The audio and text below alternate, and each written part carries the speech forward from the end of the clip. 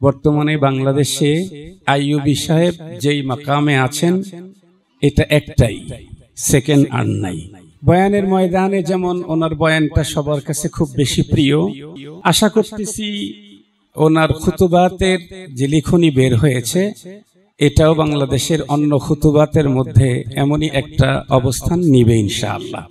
যে মূলত বয়ানের ময়দানে তো অনেকে আছে, অনেকের কণ্ঠ অনেক উন্নত ওনার চাইতে, অনেকের ভাষা ওনার চাইতে অনেক উন্নত, অনেকের উপস্থাপনা ওনার চাইতে অনেক উন্নত, মানে নানা দিক থেকে ওনার চাইতে উন্নত বয়ানি বাংলাদেশে অনেক আছে। কিন্তু ওনার যে গ্রহণযোগ্যতা এইটা বাংলাদেশে এখন আর বড় দুই একজন ছাড়া আর কাউকে পাওয়া যায় না। এটার কারণ কি? পর্যায়ে খুতবাতে আইয়ুবের উপরে কথা বলার জন্য আসছেন এ সময়ের অত্যন্ত জনপ্রিয় ওলামা প্রিয় আলোচক, বিশিষ্ট ইসলামী চিন্তাবিদ মুফাসসির কুরআন হযরত মাওলানা আব্দুল বাসেত খান। কথা বলার জন্য আসছেন মাওলানা আব্দুল বাসেত খান হাফিজাহুল্লাহ তাআলা।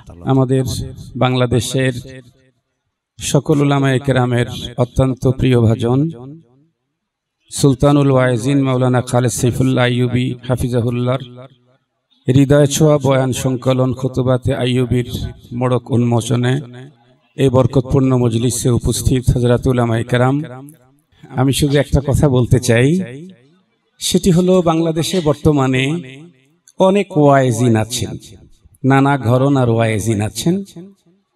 এর মধ্যে ইনসাফের সাথে যদি কথা বলতে হয় তাহলে আইয়ুবী সাহেবের হামাসর যারা আছেন, বড়দের কথা আমরা বড় জায়গায় রাখবো, ওনার হামাসর এবং ওনার চাইতে ছোট যারা, তাদের মধ্যে বর্তমানে বাংলাদেশে আইয়ুবী সাহেব যেই মাকামে আছেন এটা একটাই, সেকেন্ড আর নাই।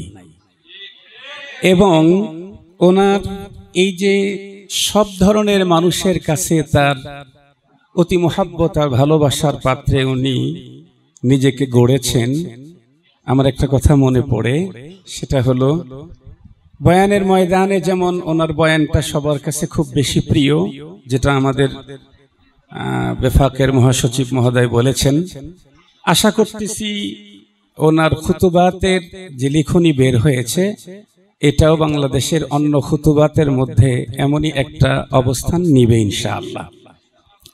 এর পিছনে যে জিনিসটা বেশি কাজ করছে সেটি হলো যে মূলত বয়ানের ময়দানে তো অনেকে আছে, অনেকের কণ্ঠ অনেক উন্নত ওনার চাইতে, অনেকের ভাষা ওনার চাইতে অনেক উন্নত, অনেকের উপস্থাপনা ওনার চাইতে অনেক উন্নত, মানে নানা দিক থেকে ওনার চাইতে উন্নত বয়ানি বাংলাদেশে অনেক আছে। কিন্তু ওনার যে গ্রহণযোগ্যতা এইটা বাংলাদেশে এখন আর বড় দুই একজন ছাড়া আর কাউকে পাওয়া যায় না। এটার কারণ কি? এটার কারণ হলো তাকওয়া। যে কাজে তাকওয়া লাগবে সে কাজের গ্রহণযোগ্যতা দুনিয়াতে না, বরং এটা একেবারে উপর থেকে গ্রহণযোগ্যতা চলে আসবে। এজন্যে আমি আমার বয়ান এটা কেউ যদি আমি ওই মাঠে নিয়ে যেতে চাই ওই পর্যায়ে, তাহলে আমার জন্য তাকওয়া জরুরি।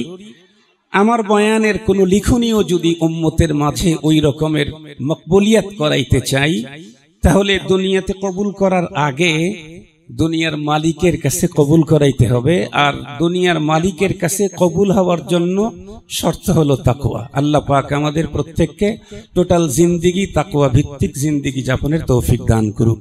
ওয়া আখিরু দাওয়ানা আলহামদুলিল্লাহি রাব্বিল আলামিন। আসসালামু আলাইকুম।